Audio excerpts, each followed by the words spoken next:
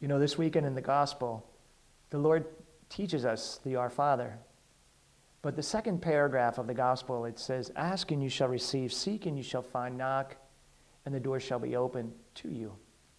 You know, in the first reading of this weekend, Abraham stands before the Almighty God and intercedes for Sodom and Gomorrah, a people who had gone astray, a people that were living anti-God. They were living pagan lives.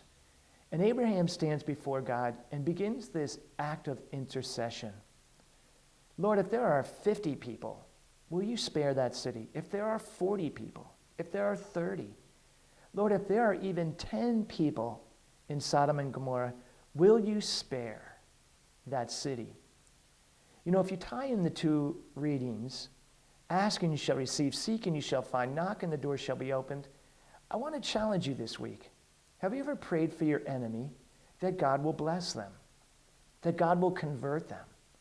You know, many times when people come to some healing in some aspect of their life, through past pain, through past choices of abuse that have come against them, through suffering, many times they begin to turn their heart to God and they ask for healing. They petition the Lord. Lord, I truly turn to you and ask for healing in my memories and my senses in certain areas of my life.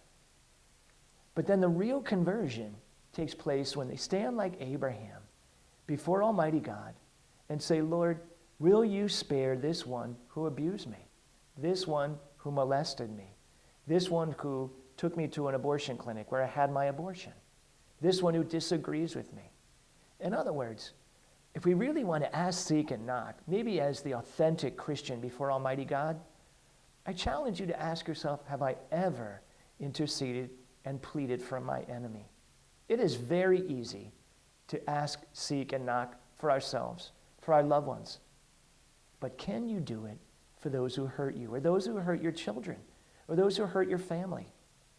This weekend, we hear this beautiful gospel, and I couldn't help but thinking throughout this time while I was praying, is the Lord asking me to intercede for those who talk about me, or criticize me, or reject me? And maybe the Lord is asking me to bring them before him, to ask, seek, and knock for them, and to let his mercy and his grace fall upon them. Remember, Abraham said, Lord, if there is anything redemptive in this country, Sodom and Gomorrah, in this place, will you redeem it? He said, yes, I will. As a matter of fact, he said, for those 10, I will not destroy it. Do we really want the Lord to destroy our enemies? Or do we really want him to have mercy? Let us ask, seek, and knock, and let the Lord's mercy reign upon them.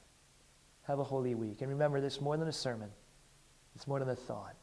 This is truly the reality of Jesus Christ. God bless you.